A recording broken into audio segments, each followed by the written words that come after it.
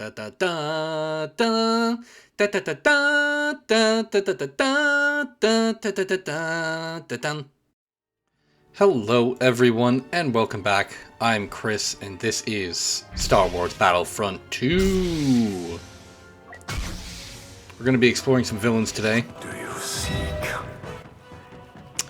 And we're starting out here with Darth Maul on Theed.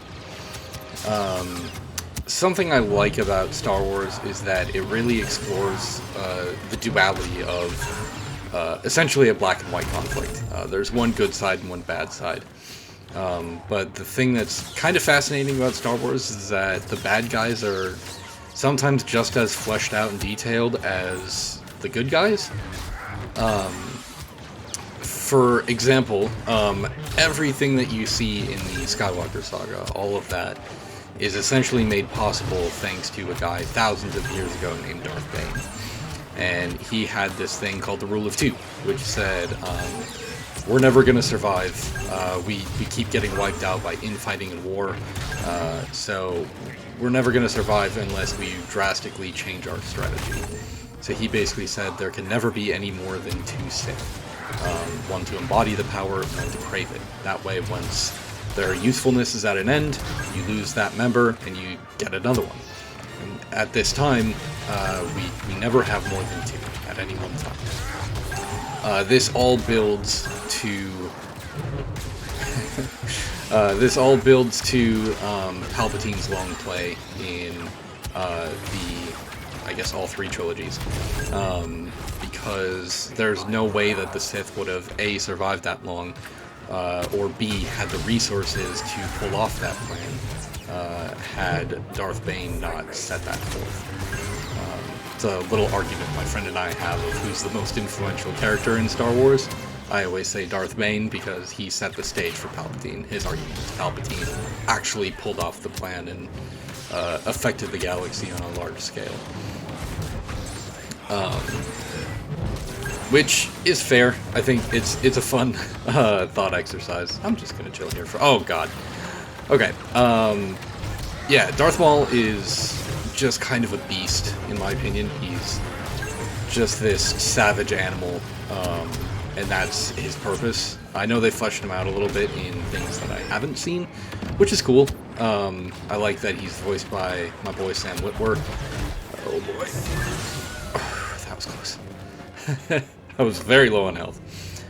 Yeah, Sam Witwer, who also voiced and performed as the Secret Apprentice in Star Wars Force Unleashed. So that was Maul on Theed. Stick around, we're going to find something else to do. Alright, this is Kylo Ren of the sequel trilogy. We are The blood of Vader flows through me. On Starkiller Base. Kylo Ren is...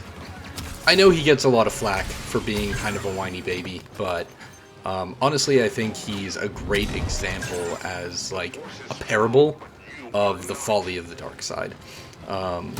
There was a whole write-up about how everyone was kind of whining about him after The Force Awakens, but especially in those last couple scenes, he's actually incredibly intelligent.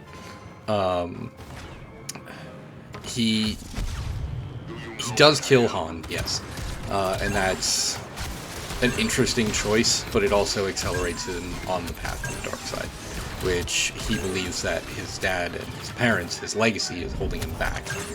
He believes that he can't be better than the generation that's already come before, which I think is incredibly smart to build into his character, because making these movies, so many years after the originals, people are going to go, oh, well, whatever villain you have, he's just going to be a Vader knockoff. And they very cheekily kind of made it so that, yes, that is the point. Kylo Ren is never going to be as good as Darth Vader, and he's constantly aware of that, almost agonizingly so. And I think that was so clever to build right into his character. It is an ingrained part of who he is. But especially at the end of The Force Awakens, he gets hit with that bowcaster, and you can see him like pounding on the wound, which fuels Yoda's whole fear leads to anger, anger leads to hate, hate leads to suffering, suffering leads to the dark side. The dark side runs on hate and anger, and when he's in pain, that fuels that. I also think that he actually wasn't trying to kill Rey. I think that he was going easy on her because he was trying to recruit her. He saw her potential. He wanted to get her on the dark side instead of essentially getting exactly what happened to happen. He didn't want Rey to go over to the light side, get training from him, and just become the next Jedi, the next warrior of the light. But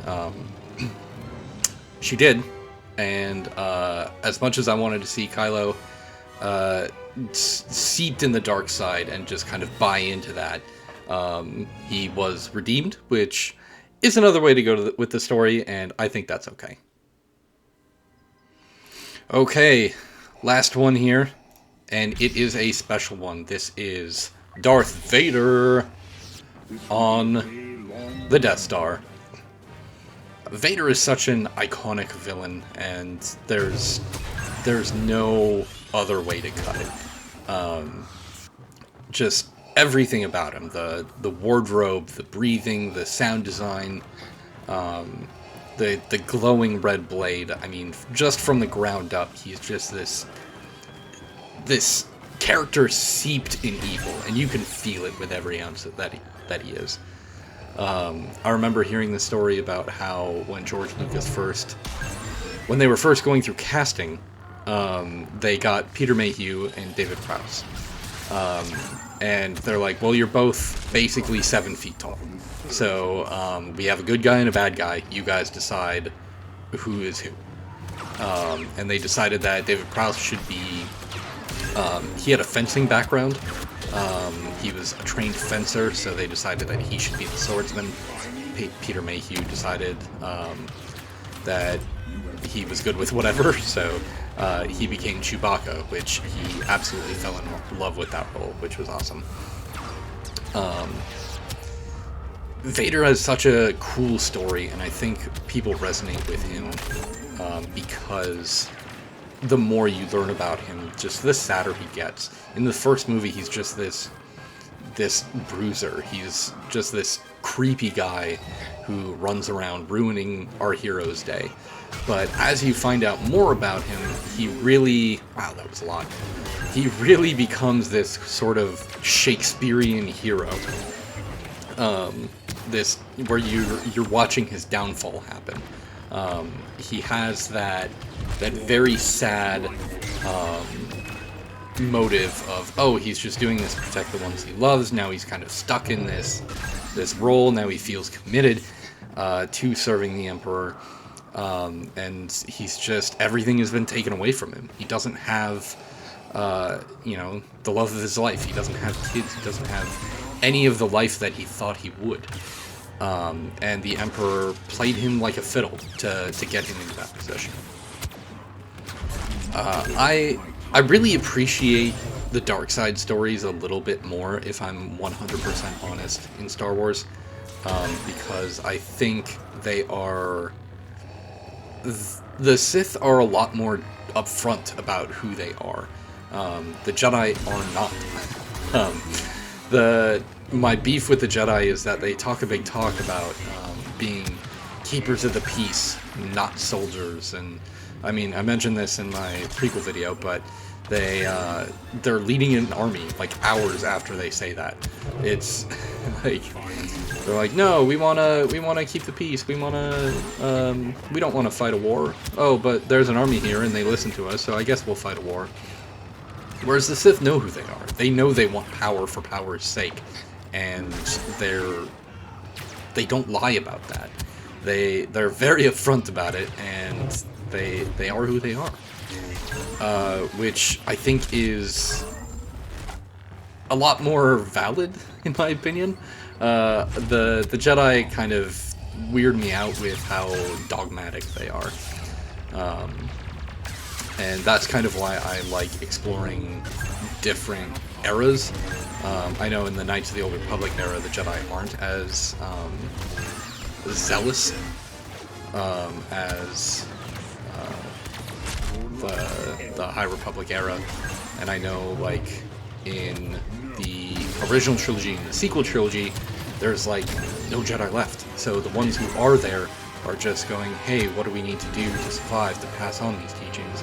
And I love the fact that Luke is kind of, in The Last Jedi, kind of taking a look at that and going, maybe we don't deserve to exist in the form that we existed. Maybe someone else should pick this up later, far removed from all this training, and maybe take a look at why we do the things we do. And maybe change those. And maybe that's okay. But Vader is just the greatest villain, and he's just so scary. Nope, you're coming. Come here. Oh! Yeah, there we go. Yeah, Vader's the best between, Phantom Menace all the way to Rogue One and beyond. He's just the cool, dark, scary villain, and there's not going to be anyone like him. So that's going to do it for me for these villains. Thank you for joining me, and I will see you next time.